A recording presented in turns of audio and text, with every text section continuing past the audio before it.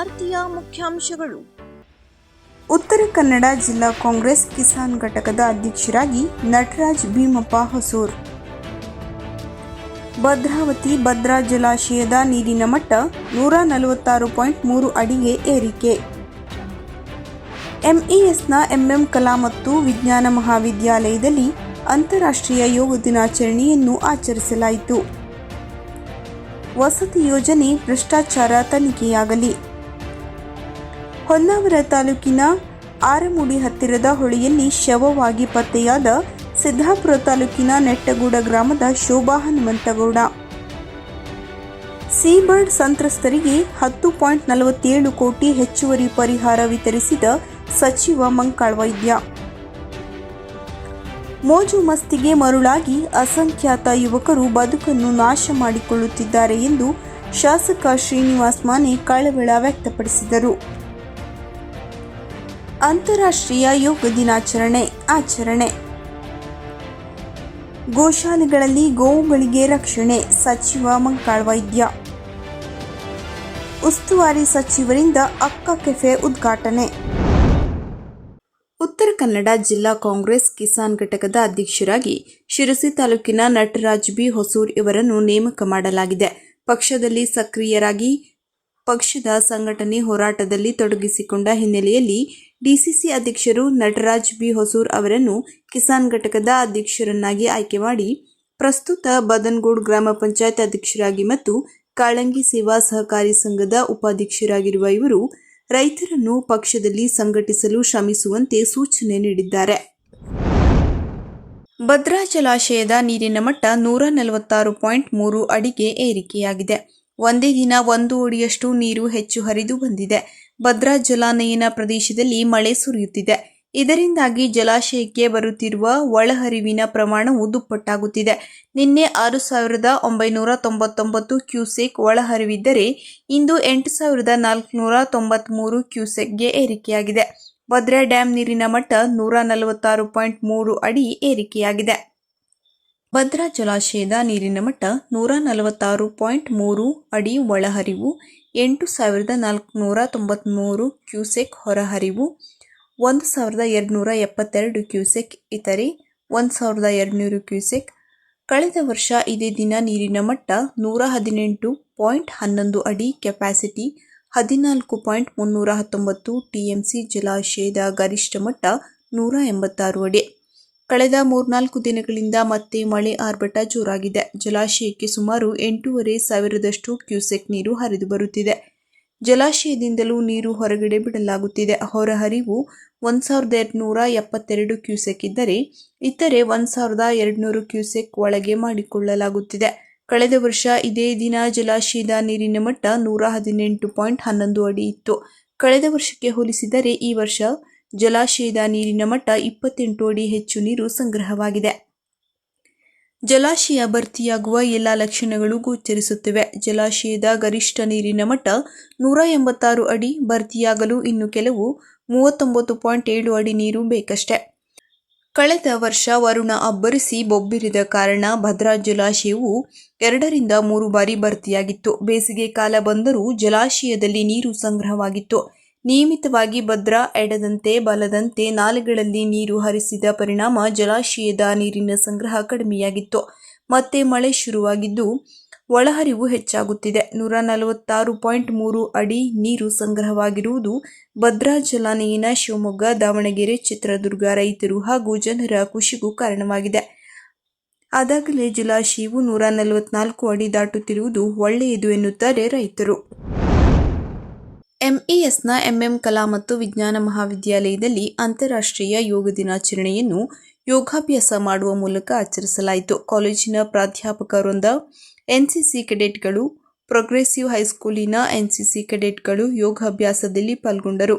ಯೋಗಪಟು professor Vinayak Bhat ಯೋಗಾಭ್ಯಾಸವನ್ನು ಹೇಳಿಕೊಡುವುದಲ್ಲದೆ ಇತರ ಪ್ರಯೋಜನಗಳನ್ನು ತಿಳಿಸಿಕೊಟ್ಟರು. ರಾಜ್ಯದ ಕಾಂಗ್ರೆಸ್ ಸರ್ಕಾರ ಭ್ರಷ್ಟಾಚಾರದಲ್ಲಿ ಮುಳುಗಿದೆ ಎಂದು ಉತ್ತರ ಕನ್ನಡ ಸಂಸದ ವಿಶ್ವೇಶ್ವರ ಹೆಗಡೆ ಕಾಗೇರಿ ತೀವ್ರ ವಾಗ್ದಾಳಿ ನಡೆಸಿದ್ದಾರೆ. ಕಾರವಾರದಲ್ಲಿ ಸುದ್ದಿಗಾರರೊಂದಿಗೆ ಮಾತನಾಡಿದ ಅವರು, ಬಡವರ ವಸತಿ ಯೋಜನೆಗಳಿಗೆ ಹಣ ಬಿಡುಗಡೆ ಮಾಡಲು ಲಂಚ ಕೇಳುವ ಪರಿಸ್ಥಿತಿ ನಿರ್ಮಾಣವಾಗಿದೆ.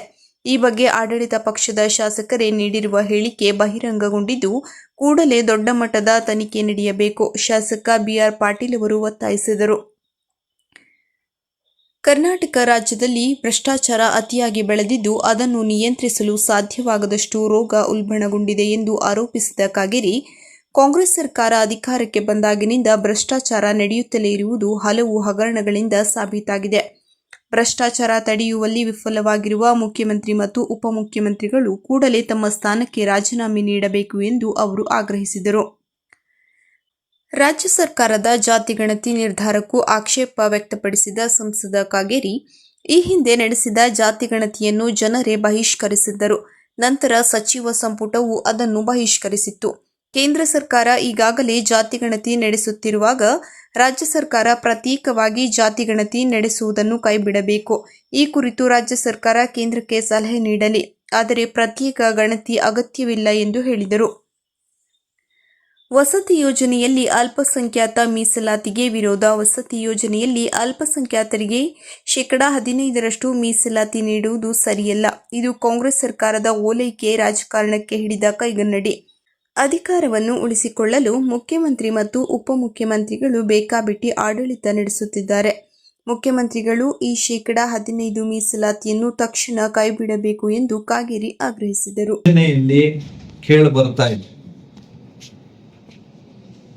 ಇದು ಈ ಸರ್ಕಾರದ ಅದರ ರಕ್ತಗತವಾದ ಗುಣ ಅಂತ ಅನಿಸುವಷ್ಟರ ಮಟ್ಟಿಗೆ ಭ್ರಷ್ಟಾಚಾರ ಕಾಂಗ್ರೆಸ್ನಲ್ಲಿ ಬೆಳೆದಿದೆ. ಅದಕ್ಕೆ ಈಗ ಎಲ್ಲದಕ್ಕೂ ಉದಾಹರಣೆ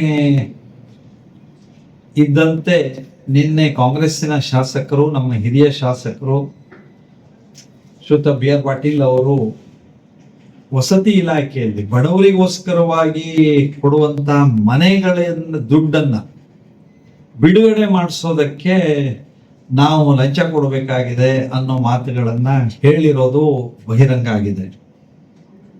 ವಸತಿ ಸಚಿವರ ಆಪ್ತರೊಂದಿಗೆ ಮಾತನಾಡ್ತಾ ಅವ್ರು ಏನೇನು ಹೇಳಿದ್ದಾರೆ ಇದೆಲ್ಲವೂ ಇವತ್ತು ಮಾಧ್ಯಮದಲ್ಲಿ ರಾಜ್ಯದ ಜನರ ಎದುರುಗಡೆಯಲ್ಲಿ ಇದೆ. ಅಂದ್ರೆ ಭ್ರಷ್ಟಾಚಾರ ಎಷ್ಟು ಮಿತಿಮೀರಿ ಹೋಗಿದೆ ಅನ್ನೋದಕ್ಕೆ ಇದೊಂದು ತಾಜಾ ಉದಾಹರಣೆ. ಬಡವರಿಗೆ ಕೊಡುವಂತ ಮನೆಯಲ್ಲಿಯೂ ಸಹ ಭ್ರಷ್ಟಾಚಾರದ ನಡೀತಾ ಇದೆ. ಅವ್ರಿಗೆ ಹಣ ಬಿಡುಗಡೆ ಮಾಡಿಸೋದಕ್ಕೆ ಇಲ್ಲಿ ಹಣ ಕೊಡಬೇಕಾದಂತ ದುಸ್ಥಿತಿ ಇದೆ. ಅಂದ್ರೆ ಈ ಸರ್ಕಾರದ ಆಡಳಿತ ಯಾವ ಸ್ಥಿತಿ ತಲುಪಿದೆ ಅನ್ನೋದಕ್ಕೆ ಇದೊಂದು ಉದಾಹರಣೆ ಇದೆ. ಈ ವಿಷಯದ ಬಗ್ಗೆ ಇದೊಂದು ತನಿಖೆ ಆಗಬೇಕು. ಇದು ಪಾಟೀಲ್ರು ಸಹ ಇದನ್ನ ಇನ್ನಷ್ಟು ಹೆಚ್ಚು ನಿಖರವಾಗಿ ತನಿಖಾ ಅಧಿಕಾರಿಗಳಿಗೆ ನೀಡಬೇಕು. ಮತ್ತು ಈ ಸರ್ಕಾರದ ಬಗ್ಗೆ ಜನ ಏನು ಆಕ್ರೋಶಗೊಂಡಿದ್ದಾರೋ ಇದನ್ನ ಸರ್ಕಾರ ಅರಿತು ಬಡವರ ಹಣ, ಯಾರದೇ ಹಣ ಇರಲಿ, ಈ ರೀತಿ ಭ್ರಷ್ಟಾಚಾರ ಆಗದೆ ಇರುವಂತೆ ನೋಡ್ಕೊಳ್ಬೇಕು ಅಂತ ನಾನು ಆಗ್ರಹಿಸ್ತೇನೆ. ಆದ್ರೆ ಇದೇನು ನಾನು ಹೇಳೋದೊಂದು ವಾಸ್ತವಿಕತೆಗೆ ಬಹಳ ದೂರ ಇದೆ ಅಂತ ನನಗೆ ಅನಿಸ್ತಾ ಇದೆ. ಯಾಕಂದ್ರೆ ಇವರು ಭ್ರಷ್ಟಾಚಾರ ಇಲ್ಲದೆ ಇವರು ಇನ್ನೇನಾದ್ರೂ ಮಾಡ್ತಾರೆ ಅಂತ ನನಗೇನು ಅನ್ಸೋದಿಲ್ಲ. ದುಡ್ಡು ಇಲ್ಲದೆ ಇನ್ನೇನಾದ್ರು ಮಾಡ್ತಾರೆ ಅಂತ. ಹಾಗಾಗಿ ಅದು ಜಮೀರ್ ಇರ್ಬೋದು, ಮುಖ್ಯಮಂತ್ರಿ ಉಪಮುಖ್ಯಮಂತ್ರಿಗಳಿರ್ಬೋದು, ಈ ರೀತಿ ಹೆಚ್ಚಾಗಿರುವಂತಹ ಮಿತಿಮೀರಿ ಅತಿಯಾಗಿರುವಂತಹ ಭ್ರಷ್ಟಾಚಾರವನ್ನ ನಿಯಂತ್ರಿಸೋದಕ್ಕೆ ವಿಫಲರಾಗಿದ್ದಾರೆ. ಇವರಿಗೆ ರಾಜೀನಾಮೆಯನ್ನೇ ಕೊಡಬೇಕು ಅನ್ನುವಂತಹ ಆಗ್ರಹವನ್ನ ನಾನು ಮಾಡ್ತೇನೆ. ಯಾಕಂದ್ರೆ ಇವರು ನಿಯಂತ್ರಿಸ್ಲಿಕ್ಕೆ ಆಗದೆ ಇರುವಷ್ಟು ರೋಗ ಉಲ್ಬಣಗೊಂಡಿದೆ. ಹಾಗಾಗಿ ಇವರು ರಾಜೀನಾಮೆ ಕೊಡೋದೇ ಇದೆಲ್ಲದಕ್ಕೆ ಕಾನೂನು, ಶಾಂತಿ, ಸುವ್ಯವಸ್ಥೆಯನ್ನು ಕಾಪಾಡುವ ವಿಷಯ ಇರ್ಬೋದು, ಅಭಿವೃದ್ಧಿಗೆ ಹಣ ತರಬೇಕಾದಂತ ವಿಷಯ ಇರ್ಬೋದು, ಇದೆಲ್ಲದಕ್ಕೆ ಪರಿಹಾರ ಅಂತ ನಾನು ಭಾವಿಸ್ತೇನೆ. ಇದರದ್ದೇ ಮತ್ತೊಂದು ಭಾಗ ಅಂದ್ರೆ ಈ ತುಷ್ಟೀಕರಣ, ಓಲೈಕೆ ಮಿತಿ ಮೀರಿ ಹೋಗ್ತಿರೋದ್ರ ಪರಿಣಾಮವಾಗಿ ಗುತ್ತಿಗೆಗೆ 4% ನೋಡಿದ್ವಿ. ಈಗ ವಸತಿ ಒಳಗೆ 15% ಮೀಸಲಾತಿ ಕೊಡಬೇಕು ಅಂತ ಕ್ಯಾಬಿನೆಟ್ ಒಪ್ಪಿಗೆ ಕೊಡುತ್ತೆ ಅಂದ್ರೆ ಓಲೈಕೆಯ ತುಷ್ಟೀಕರಣದ ಒಂದು ತುದಿಯಲ್ಲಿ ಈ ಸರ್ಕಾರ ಇದೆ ಅನ್ನೋದಕ್ಕೆ ಇದು ಮತ್ತೊಂದು ಸಾಕ್ಷಿ ಇದೆ. ಅಂದ್ರೆ ಈ ಸರ್ಕಾರ, ಕಾಂಗ್ರೆಸ್ ಸರ್ಕಾರ, ಸಿದ್ದರಾಮಯ್ಯ, ಡಿ ಕೆ ಶಿವಕುಮಾರ್ ಅವರು ಅಧಿಕಾರವನ್ನ ಉಳಿಸ್ಕೊಳ್ಬೇಕು ಅಂತ ಹೇಗೆ ಬೇಕಾದರೂ ಮನ ಬಂದಂತೆ ಆಡಳಿತವನ್ನು ಮಾಡ್ತಾ ಇರುವಂತ ದುಸ್ಥಿತಿ ತಲುಪಿದೆ. ಇದರ ಕಷ್ಟವನ್ನ ರಾಜ್ಯದ ಜನ ಅನುಭವಿಸ್ತಾ ಇದ್ದಾರೆ. ಅಭಿವೃದ್ಧಿ ಕುಂಠಿತ ಆಗಿರೋದನ್ನ ನೋಡ್ತಾ ಇದ್ದೇವೆ. ಅಧಿಕಾರಿಗಳು ಒಂಥರ ಹತಾಶವಾದಂತಹ ಮನಸ್ಥಿತಿಯನ್ನ ಹೊಂದಿದಂತವರಾಗಿದ್ದಾರೆ. ಕ್ರಿಯಾಶೀಲ ಆಡಳಿತವೇ ಇಲ್ಲ ಅನ್ನುವಂತ ಸ್ಥಿತಿ ಇದೆ. 15% ಮೀಸಲಾತಿ ಕೊಡ್ತಾ ಇರೋದಂತೂ ಇನ್ನೊಂದು ದುರಂತದ ಒಂದು ಹೆಜ್ಜೆ ಕಾಂಗ್ರೆಸ್ ಸರ್ಕಾರದ್ದು ಅಂತ ನಾನು ಹೇಳೋದಕ್ಕೆ ಬಯಸ್ತಾ ಇದ್ದೇನೆ. ಅವರು ಈ ನಿರ್ಣಯವನ್ನ ತಕ್ಷಣದಲ್ಲಿ ಕೈ ಬಿಡಬೇಕು ಅಂತ ನಾನು ಆಗ್ರಹಿಸ್ತಾ ಇದ್ದೇನೆ. ಶೋಭಾ ಹನುಮಂತಗೌಡ ಇವಳು ಜೂನ್ 15ರಂದು ಮನೆಯಿಂದ ಕೆಲಸಕ್ಕೆ ಹೋಗಿ ಬರುತ್ತೇನೆಂದು ಹೇಳಿ ಹೋದವಳು ಕಾಣೆಯಾಗಿದ್ದಳು. ಪೊಲೀಸರು ಈ ಬಗ್ಗೆ ಪ್ರಕರಣ ದಾಖಲಿಸಿ ಪತ್ತೆಗಾಗಿ ತನಿಖೆ ಕೈಗೊಂಡಿದ್ದರು. ಶ್ರೀ ಮಾರಿಕಾಂಬಾ ಲೈಫ್ ಗಾರ್ಡ್ ಮುಳುಗು ತಜ್ಞರಿಂದ ನೆಟ್ಟಗೋಡ ಹೊಳೆಯಲ್ಲಿ ಹುಡುಕಾಡಿ ಕೈ ಚೆಲ್ಲಿದ್ದರು.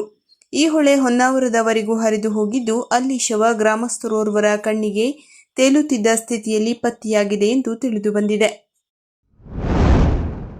ಸೀ ಬರ್ಡ್ ನೌಕಾನೆಲೆ ಯೋಜನೆಯಡಿ ಭೂಮಿ ಕಳೆದುಕೊಂಡಿದ್ದ 57 ಭೂ ಮಾಲೀಕರಿಗೆ ಹೆಚ್ಚುವರಿ ಪರಿಹಾರದ ಮೊತ್ತ ರೂಪಾಯಿ 10.47 ಕೋಟಿಗಳನ್ನು ಬಂದರು ಹಾಗೂ ಒಳನಾಡು ಜಲಸಾರಿಗೆ ಸಚಿವರು ಹಾಗೂ ಜಿಲ್ಲಾ ಉಸ್ತುವಾರಿ ಸಚಿವರಾದ ಮಂಕಾಳ್ ಎಸ್ ವೈದ್ಯ ಶನಿವಾರ ವಿತರಿಸಿದರು.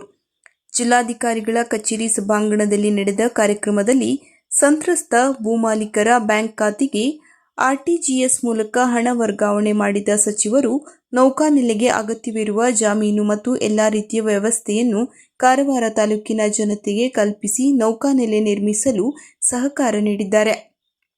ಪ್ರಸ್ತುತ ಹೆಚ್ಚುವರಿ ಪರಿಹಾರದ ಮೊತ್ತ 10.47 ಕೋಟಿ ಮಾತ್ರ ಬಂದಿದ್ದು, ಇನ್ನು 60 ಕೋಟಿ ರೂಪಾಯಿಗಳ ಪರಿಹಾರದ ಮೊತ್ತ ಕೇಂದ್ರ ಸರ್ಕಾರದಿಂದ ಬಿಡುಗಡೆಯಾಗಬೇಕಿದ್ದು, ಶೀಘ್ರದಲ್ಲಿ ಬಿಡುಗಡೆಯಾಗುವ ನಿರೀಕ್ಷೆ ಇದ್ದು, ಸಂಸದರು ಈ ಬಗ್ಗೆ ಪ್ರಯತ್ನ ನಡೆಸುವಂತೆ ಹಾಗೂ ಇದಕ್ಕಾಗಿ ಎಲ್ಲ ರೀತಿಯ ಸಹಕಾರ ನೀಡಲಾಗುವುದು ಎಂದರು. ನಮ್ಮ ನಿರ್ಲಕ್ಷ್ಯತೆಯಿಂದಾಗಿ ಸಾಕಷ್ಟು ಸತ್ವ ಹೊಂದಿರುವ ಭಾರತೀಯ ಸಂಸ್ಕೃತಿ ಅಳಿಯಲಾರಂಭಿಸಿದೆ.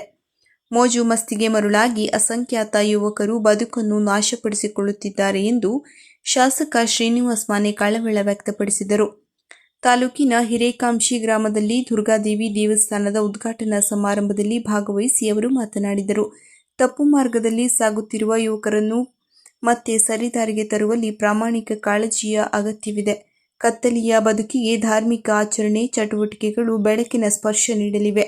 ಶರಣರು ಮಹಾತ್ಮರ ಸಂದೇಶಗಳು ನೊಂದ ಮನಸ್ಸುಗಳಿಗೆ ಸಾಂತ್ವನ ಹೇಳಲಿದ್ದು, ಮನುಷ್ಯ ಜೀವನವನ್ನು ಸಾರ್ಥಕತೆಯ ಕಡೆಗೆ ಕೊಂಡೊಯ್ಯಲಿದೆ ಎಂದರು. ಗೋಂದಿ ಗ್ರಾಮ ಪಂಚಾಯತ್ ಅಧ್ಯಕ್ಷೆ ಪಾರ್ವತಿ ಬಡಿಗೇರ್, ಉಪಾಧ್ಯಕ್ಷ ಚಂದ್ರಪ್ಪ ದೊಡ್ಡಮನಿ, ದೇವಸ್ಥಾನದ ಅರ್ಚಕ ಶಿವಣ್ಣ ಕೆ, ಕೆಎಂಎಫ್ ನಿರ್ದೇಶಕ ಚಂದ್ರಪ್ಪ ಜಾಲಗಾರ, ತಾಲೂಕು ಪಂಚಾಯತ್ ಮಾಜಿ ಸದಸ್ಯ ಫಯಾಜ್ ಲೋಹಾರ್, ಬ್ಲಾಕ್ ಕಾಂಗ್ರೆಸ್ ಅಧ್ಯಕ್ಷ ಮಂಜು ಗೋರಣ್ಣನವರ್, ಮುಖಂಡರಾದ ವಿರೂಪಾಕ್ಷಪ್ಪ ದಾಳೇರ, ಸುಭಾಷ್ ಕೊಂಡೋಜಿ, ಭಾಗ್ಯ ಶಿಳ್ಳಿಕ್ಯಾತರ, ಅಜೀಜ್ ಸುಂಕದ, ಸುಂಕನಗೌಡ ದೇವಿಕೊಪ್ಪ, ಉಮ್ಮಿ ಸಲ್ಮಾ ಬಾಳೂರ, ಕರಬಸವನಗೌಡ ಪಾಟೀಲ, ಶಿವಪ್ಪ ಶಿಳ್ಳಿಕ್ಯಾತರ ಸೇರಿದಂತೆ ಇನ್ನು ಹಲವರು ಈ ಸಂದರ್ಭದಲ್ಲಿ ಹಾಜರಿದ್ದರು. ಹಳಿಯಾಳ ತಾಲೂಕಿನ ಸಾಮ್ರಾಣಿ ಗ್ರಾಮ ಪಂಚಾಯತ್ ವ್ಯಾಪ್ತಿಯ ಕರ್ಲಕಟ್ಟ ಗ್ರಾಮದ ಹೆಗ್ಗರಪ್ಪ ಅಮೃತ ಸರೋವರ ಕೆರೆ ದಂಡೆಯ ಮೇಲೆ ಶನಿವಾರ ಅಂತಾರಾಷ್ಟ್ರೀಯ ಯೋಗ ದಿನಾಚರಣೆಯನ್ನು ಆಚರಿಸಲಾಯಿತು. ಅಮೃತ ಸರೋವರ ಕೆರೆಯ ದಂಡೆ ಮೇಲೆ ಸಸಿಗಳನ್ನು ನೆಟ್ಟು ಸ್ವಚ್ಛತಾ ಕಾರ್ಯಕ್ರಮ ಕೈಗೊಳ್ಳಲಾಯಿತು.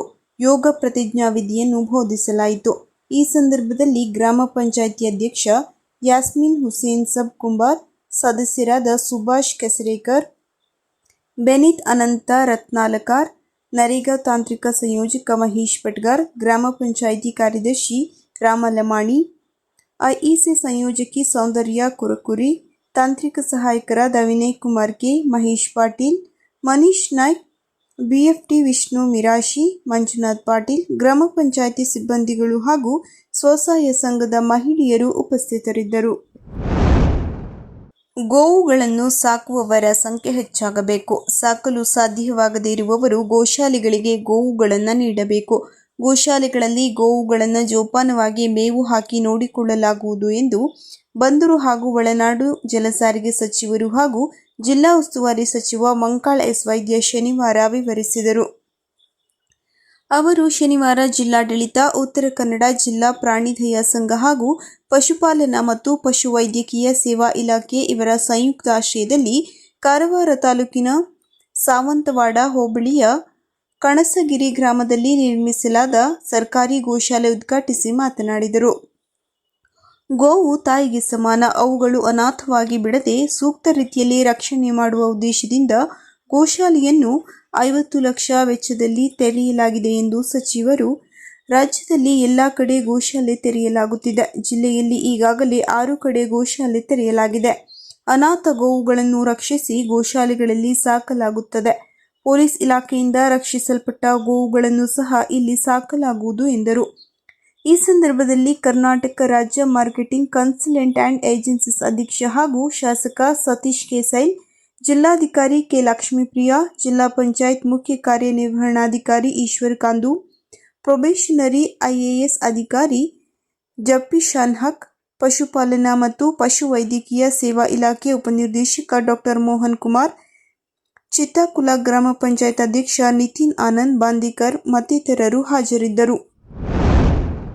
ಕೌಶಲ್ಯಾಭಿವೃದ್ಧಿ, ಉದ್ಯಮಶೀಲತೆ ಮತ್ತು ಜೀವನೋಪಾಯ ಅಭಿಯಾನ, ಜಿಲ್ಲಾ ಪಂಚಾಯತ್ ಉತ್ತರ ಕನ್ನಡ ಮತ್ತು ತಾಲೂಕು ಪಂಚಾಯತ್ ಕಾರವಾರ ಇವರ ಸಹಯೋಗದಲ್ಲಿ ನಗರದ ತಹಶೀಲ್ದಾರ್ ಕಚೇರಿ ಆವರಣದಲ್ಲಿ ನೂತನವಾಗಿ ನಿರ್ಮಾಣಗೊಂಡ ಅಕ್ಕ ಕೆಫೆಯನ್ನು ಮೀನುಗಾರಿಕೆ, ಬಂದರು ಹಾಗೂ ಒಳನಾಡು ಜಲಸಾರಿಗೆ ಹಾಗೂ ಜಿಲ್ಲಾ ಉಸ್ತುವಾರಿ ಸಚಿವ ಮಂಕಾಳ್ ಎಸ್ ವೈದ್ಯ ಶನಿವಾರ ಉದ್ಘಾಟಿಸಿದರು.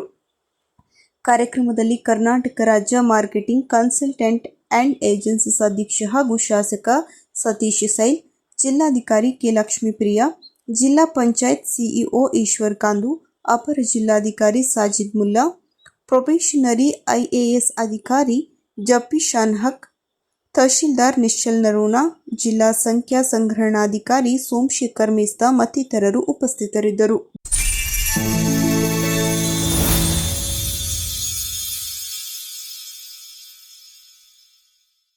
ಕದಂಬ ನ್ಯೂಸ್ ಫಸ್ಟ್, ನಿರ್ಭೀತಿಯಿಂದ ನಿಮ್ಮ ಪರವಾಗಿ.